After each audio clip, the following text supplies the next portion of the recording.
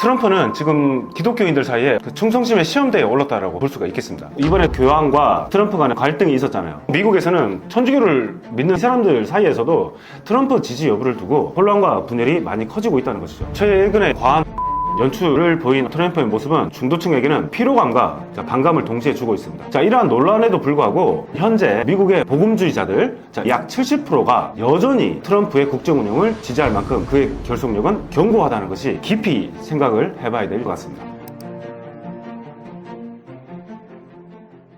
교수님께서 유학하셨던 시절의 미국과 지금 트럼프 정권의 미국은 가장 크게 무엇이 달라졌나요?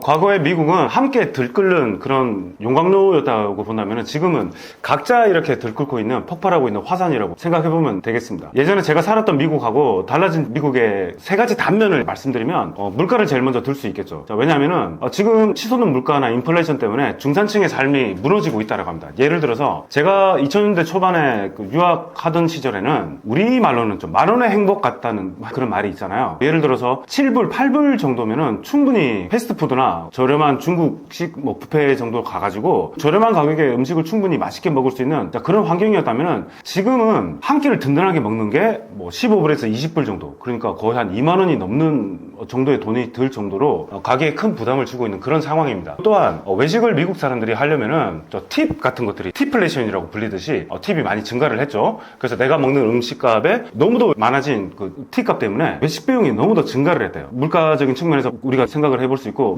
공공요금 같은 것들도 마찬가지입니다. 예전에 전기세, 가스비 같은 것들을 한 달에 여름 같은 경우에 전기세나 이런 거를 썼을 때 많이 내봤자 한 5만 원 정도를 냈던 것 같아요. 지금은 전기세 때문에 파산하는 사람들이 많이 생길 정도라고 합니다. 왜 그런가 봤더니 예를 들어서 미국의 웨스트 버지니아 주가 있는데 요즘 미국에 500개 이상의 그 데이터 센터가 이렇게 만들어졌대요. 근데 일자리 창출을 위해서 유치를 한 데이터 센터에서 너무도 많은 에너지나 물자원 같은 거를 많이 소비를 한다라고 해요. 그것 때문에 거기서 발생하는 비용들을 민영화된 전기 회사들이 미국인 각 가정에 전가를 하고 있다고 합니다. 그렇기 때문에 엄청난 가계 부담이 심해졌다고 하고, 두 번째는 예전과 다르게 치안을 이렇게 둘 수가 있습니다. 제가 가르치는 외국인 학생들, 미국 학생도 있는데 한국에 와가지고 제일 편하고 놀라운 게 뭐냐 이러니까 밤늦게 마음 편하게 돌아다닐 수 있는 게 한국에서 너무 좋은 것 중에 하나라고 하는데, 그런 만큼이나 미국에 가면 해가 지면 어디를 감히 이렇게 돌아다니는 그런 분위기가 아니라는 거죠.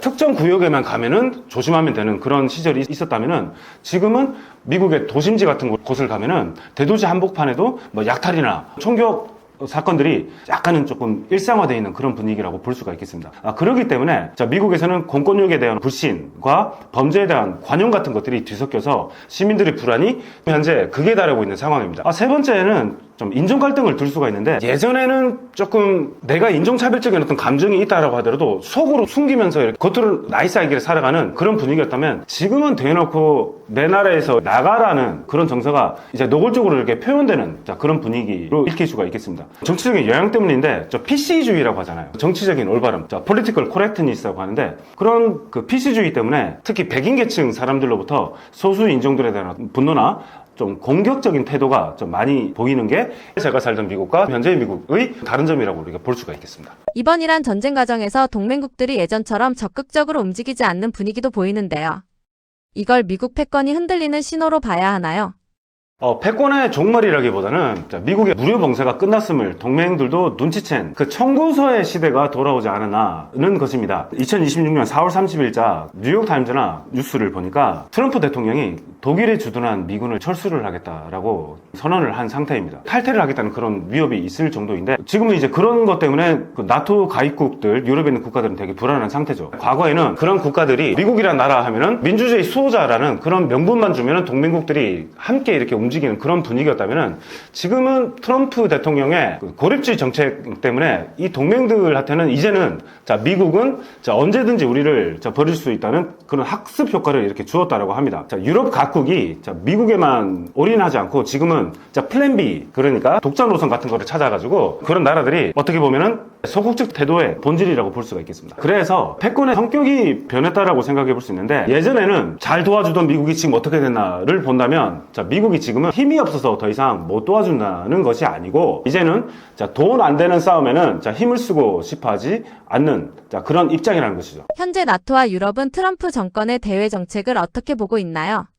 자, 유럽에 있어서 트럼프는 안보라는 지붕을 걷어차는 집주인이자 강제로 자립을 시키는 듯한 스승입니다. 그래서 유럽의 시각을 세 가지로 바라볼 수가 있겠는데, 공포와 배신감이 제일 먼저 생각이 나겠죠. 미국은 더 이상 믿을 수 없는 나라다. 트럼프 대통령이 나토의 집단 방위 조항, 그 제5조항이 있는데, 그 집단 방위 조항에 의문을 제기하면서 유럽은 미국의 안보 우산이 언제든 접힐 수 있다는 공포를 느낍니다. 지금 그 이란 전쟁 때문에 트럼프 대통령이 하는 말이 어떤 것이냐면, 우리가 너희들을 위해서 지금 싸워주고 있는데 그 어떤 유럽의 국가들도 우리를 도와주지 않았다. 그렇다면은 우리 미국이 나토라는 우산 하에서 너희들을 보호할 수 있는 명분이나 의지를 너희들은 더 이상 찾아서는 안 되겠지라고 해서 지금 미군의 철군을 주장한다는 거죠. 현재 6만 명 이상의 미군이 유럽에 주둔을 하고 있는데, 독일만 해도 독일이 가장 많습니다. 독일이 공식적으로 3만 5천인데 독일 언론은 한 5만 명 이상 관련된 미군들이 독일에 주둔을 하고 있다라고 했는데, 트럼프가 이번에 그런 이야기를 했죠. 메르스 총리가 이번에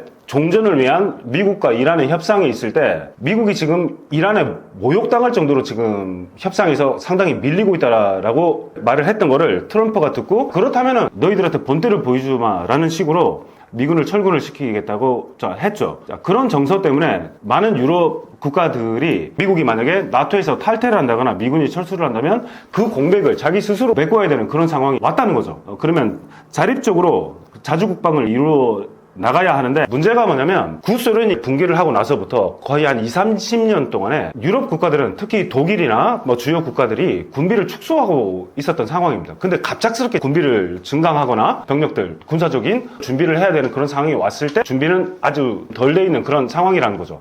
그렇기 때문에 갑작스러운 미국의 태도 변화, 대외 정책에 있어서의 유럽에 대한 압박은 유럽에게 어마어마하게 큰 부담으로 다가온다는 거죠. 최근 트럼프 대통령의 종교적 이미지 연출 논란이 있었습니다. 미국은 기독교에 굉장히 예민한 국가인데요. 어떻게 받아들였나요?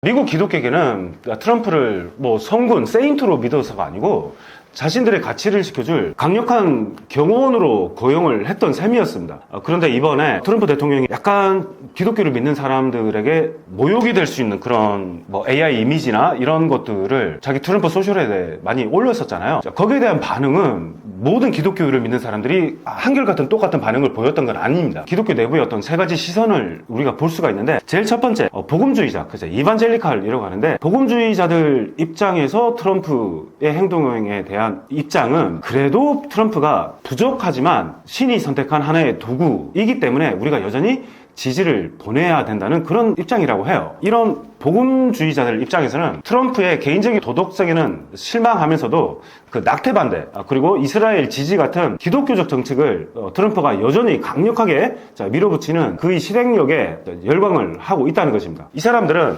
트럼프를 구약 성서의 고레스 왕, 그 왕이 누구였냐면 이방인이지만 유대인을 도운 인물의 비유를 하면서 종교적 결함보다는 정치적 성과에 집중을 하기 때문에 여전히 견고한 그런 지지를 보내고 있다라고 해요. 하지만 기독교를 믿는 사람들 중에서도 진보적, 중도적 기독교인들 입장에서는 트럼프가 자꾸 보이는 행동들은 신성 모독이자 신앙을 도구화하는 게 아닌가라는 그런 시선이라는 것입니다. 이 사람은 성경을 들고 사진을 찍거나 최근에 무슨 AI로 생성된 그런 예수가 누군가를 포옹하는 그런 이미지를 올리는 행보를 명백한 신성 모독이자 표심을 얻기 위한 쇼로 규정을 한다는 것이죠. 그래서 이 사람들 입장에서는 종교가 권력의 정당성을 부여하는 도구로 전락하는 것에 대해서 매우 강한 거부감을 보입니다. 그리고 이번에 교황과 트럼프 간에 갈등이 있었잖아요. 그래서 같은 기독교 교율이라도 보통 미국에서는 천주교를 믿는 사람들은 좀 보수적인 가치를 중시하는 사람들이라고 봅니다. 근데 이 사람들 사이에서도 트럼프 지지 여부를 두고 혼란과 분열이 많이 커지고 있다는 것이죠. 다시 말씀드리면 트럼프는 지금 기독교인들 사이에 충성심의 시험대에 올랐다라고 볼 수가 있겠습니다. 최근에 과한 종교적 연출을 보인 트럼프의 모습은 이런 기독교 지지자들에게는 확신을 주지만 중도층에게는 피로감과 반감을 동시에 주고 있습니다. 그렇지만은 이러한 논란에도 불구하고 2026년 현재 미국의 복음주의자들 이들의 약 70%가 여전히 트럼프의 국정 운영을 지지할 만큼 그의 결속력은 견고하다는 것이 깊이 생각을 해봐야 될 지점인 것 같습니다. 미국 보수 정치권과 교황의 갈등도 이야기되고 있는데요. 이 문제는 미국 내 가톨릭 표심에 영향을 줄 수 있나요? 현재 미국 가톨릭은 바티칸의 교황보다 진영의 논리를 더 따르는 심리적 분단 상태에 빠졌습니다. 그게 어떤 말이냐면 전통적 어떤 보수 입장에서는 교황보다는 트럼프의 입장을 더 지지하는 사람들이 생겨났는데 왜 그러냐면 보수적 카톨릭 신자들은 낙태나 그 동성애 문제보다 교황이 좀 강조를 해왔던 것이 기후변화, 대표적인 게 기후변화, 이민자 포용 같은 것들이 있습니다. 그런 이슈들 때문에 많은 카톨릭 신자들이 교황의 이러한 행보에 불만을 품고 있다는 것입니다. 그래서 이들은 교황의 가르침보다 트럼프의 미국 우선주의가 자신들의 실질적인 삶과 신앙의 자유를 더 잘 지켜줄 거라고 믿고 있습니다. 그러면 이 사람들 입장에서는 나중에 11월 달 중간선거가 왔을 때 트럼프의 견고한 보수 지지층 중에 한 축이 될 수 있겠죠. 그렇지만은 카톨릭 신자들 중에서도 진보적 사람들 입장에서는 트럼프를 포함한 보수 정치권이 종교를 너무 정치적 도구로 이용하고 있는 것이 아닌가에 대한 반감이 아주 크다라고 합니다. 이 사람들은 교황의 메시지에 따라서 약자 보호와 평화를 외치며 그와 반대되는 보수 정치권과 거리를 두기 시작했다는 것입니다. 그래서 이런 정서가 선거에 어떤 영향을 끼칠 것인가를 우리가 생각해 본다면 펜실베니아와 미시간주 같은 곳이 선거 때마다 경합주라고 이렇게 불리죠. 그래서 미국의 대통령 선거는 항상 민주당, 공화당 후보가 51대 49 아니면 50대 48 정도 되는 거의 반반으로 갈려져 있는데 거기에 승리의 열쇠를 줄 수 있는 주가 결정적으로 경합주라고 하는데 그 대표주가 펜실베니아하고 미시간주입니다. 근데 이 주에 카톨릭 신자들이 많이 살고 있다는 것이죠. 이런 카톨릭 비중이 높은 스윙 경합주에서는 이 종교적 균열이 단 몇 퍼센트의 표심만 흔들어도 선거 결과가 뒤집어질 수가 있다는 것입니다. 미국의 주류 종교 이러면 개신교죠. 하지만 카톨릭 신자의 수도 거의 7천만 명에 가깝습니다. 그렇지만은 이들이 현재 정치적으로 반으로 갈라져서 지금 싸우고 있다는 것이 좀 문제라는 것이죠. 다만 카톨릭이라는 의미 자체가 보편적이라는 의미가 있잖아요. 그런데 지금 미국 카톨릭은 가장 특수하고 파편화된 그런 집단이 되었다는 것이 상당히 안타까운 그런 상황인 것이죠. 전쟁과 물가 부담이 겹치면서 미국 여론도 흔들리고 있는데요. 최근 노킹즈 시위까지 확산되는 이유는 무엇인가요? 노킹스 시위의 핵심은 우리가 뽑은 것은 대통령이지 법 위에 군림하는 왕이 아니다라는 것이죠. 그런데 미국 국민들이 트럼프를 투표를 통해서 이렇게 선출을 하고 난 이후에 벌어진 상황들을 보면 연방 대법원이 대통령을 인정을 안 내렸다는 것입니다. 다시 말해서 대통령이 위법 행위를 해도 처벌받지 않는 왕처럼 변했다는 그런 공포가 확산되었다는 것이죠. 그렇기 때문에 왕이 없다. 그래서 No Kings라는 슬로건은 미국 민주주의 시스템인 견제와 균형이 무너졌다는 경고입니다. 두 번째, 2026년 이란 전쟁 발발과 함께 유가하고 물가가 엄청나게 폭등을 했잖아요. 그래서 서민 경제가 파탄 지경에 이르렀습니다. 그래서 미국 국민들이 노킹스 시위를 통해서 외치는 것이 무엇이냐면 우리의 세금은 폭탄이 아닌 민생 경제에 써라 라는 그런 외침이라는 것이죠. 2000년대 초반 9.11 테러 이후에 25년 가까이가 흘러왔잖아요. 지난 대테러 전쟁 이후 25년 동안에 미국이 전비, 그러니까 전쟁 비용을 통해서 쓴 돈이 거의 8조 달러에 달합니다. 그런데 지금 현재 병원에서 치료받을 돈이 없어서 지금 빚을 진 의료비 부채를 가지고 고통을 받고 있는 미국인들의 숫자가 어마어마하게 많습니다. 그 금액이 1950억 달러가 정도가 됩니다. 그런데 전쟁으로 거의 8조 달러를 썼다는 말이죠. 그러면 8조 달러라는 돈은 민영화된 미국 의료보험비 때문에 고통받고 있는 미국인들의 부채를 40번 갚아주고도 남을 돈이라는 것이죠. 그래서 미국인들의 이 외침은 어떻게 보면 전쟁을 통해서 미국 국민들을 지켜주겠다라고 했는데 정작 우리를 지켜줄 수 있는 의료 같은 기본적인 권리를 국가가 제대로 지켜주지 못하는 그런 모순적인 상황에 대한 변화를 위한 외침이라는 것이죠. 그래서 800만 명 가까운 미국인들이 노킹스 시위에 나온 그 이유는 간단합니다. 왕처럼 군림하는 통치자는 이미 영국과의 독립전쟁 때 끝났다는 그 자부심 때문이죠. 그리고 미국이라는 나라가 건국되었던 이유도 유럽에서 봉건주의적인 내가 태어나면 이미 신분이 정해지는 그런 어떤 그런 봉건주의적인 사회를 탈피해서 우리만의 개인이 존중받는 나라를 만들기 위해서 건너왔잖아요. 그리고 그 식민 지배를 하던 영국의 왕으로부터 자기들만의 어떤 국가를 쟁취를 해낸 미국인들에게 지금 트럼프가 보이는 왕 같은 어떤 권력의 행사는 상당히 많은 반감을 불러일으킬 수밖에 없다는 것입니다. 선거가 코앞인데 지지율이 떨어지는 건 굉장한 리스크 아닌가요? 전쟁 때문에 현재 최저치를 받고 있죠. 여론의 지지율이 거의 한 32에서 36% 정도밖에 안 나온다는 것이죠. 그런데 이란 전쟁 때문에 직접적으로 이제 미국인들이 입게 될 시기가 이미 다가왔고 더 큰 영향이 앞으로 계속 닥칠 거라는 것이죠. 왜냐하면 유가가 상승했을 때 뭐 비료값도 상승하게 되고 다른 여러 가지 관련된 운송이나 식료품 그리고 뭐 외식업 다양한 업종에 영향을 끼치게 되잖아요. 이러한 영향을 지금 피부로 느끼는 시기가 이제 본격적으로 이미 왔고 더 크게 앞으로 다가올 거라는 것이죠. 점점 시기가 지나면 지날수록 만약에 트럼프가 전쟁을 종전시키지 않는다면은 정치적으로 아무리 견고한 마가 쪽의 기본 지지 세력이 있겠지만 그거를 넘어서는 더 많은 어떤 투표층을 흡수할 수 있는 여력이 트럼프한테 있을지는 의문이라고 봐야겠죠. 트럼프 대통령이 주한미군 철수나 부대 이전을 언급하는 건 단순한 엄포인가요? 아니면 실제 협상 카드로 봐야 하나요?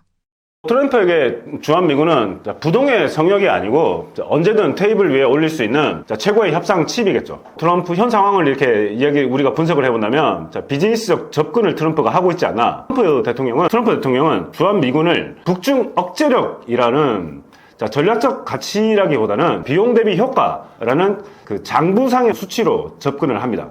2026년 현재 이란 전쟁 지원에 미온적인 한국을 향해서 트럼프가 그런 말을 했었죠. 왜 우리가 28,000명, 원래 28,000명인데 거의 4만 명 가까운 미군들을 주둔시키고 있는데 우리를 도와주지도 않는 한국을 위해서 우리가 굳이 한반도에 이런 정도의 군인을 주둔시켜야겠냐라고 하면서 공개적 불만을 표출하기도 했었죠. 이게 뭐 단순한 블러핑, 엄포냐 아니냐라는 것은 우리가 또 깊이 이제 생각을 해볼 지점인데 트럼프가 했던 말은 단순한 말폭탄이 아닐 수 있다는 거예요. 그래서 방위비 협상에서 한국을 압박하기 위한 실질적인 이행 계획이 존재한다는 것을 트럼프가 시사했다는 것이죠. 그렇기 때문에 미국 의회가 주한미군 하한선을 법으로 정해 두었지만은 부대 이전이나 순환 배치, 축소 등 대통령의 권한으로 조정 가능한 회색지대가 많습니다. 즉 전체 철수는 조금 어렵더라고 하더라도 전력 약화는 언제든지 카드로 쓸 수 있는 상황입니다. 시청자 여러분, 트럼프 대통령은 지금 가게문을 닫겠다라고 이제 셔터를 내리는 흉내를 내고 있는 것입니다. 진짜 문을 닫으려고 하는 게 아니라 그러니까 방위비죠. 권리금을 내놓으라는 그런 소리라는 것입니다. 미국 문화를 전공했고 컨텐츠로 풀어낸 알기 쉬운 미국 문화 책을 쓴 김상조라고 합니다. 부족한 영상 잘 시청해 주셔서 너무도 감사드립니다. 저는 미국 중부에서 공부를 하고 경험을 했던 사람입니다. 특히 이제 그 지역에 관해 혹시 도움이 필요하시거나 궁금한 것이 있으시면 언제든지 댓글 남겨주시면 꼭 답변을 해드리도록 하겠습니다. 영상 시청해 주셔서 정말 감사드립니다.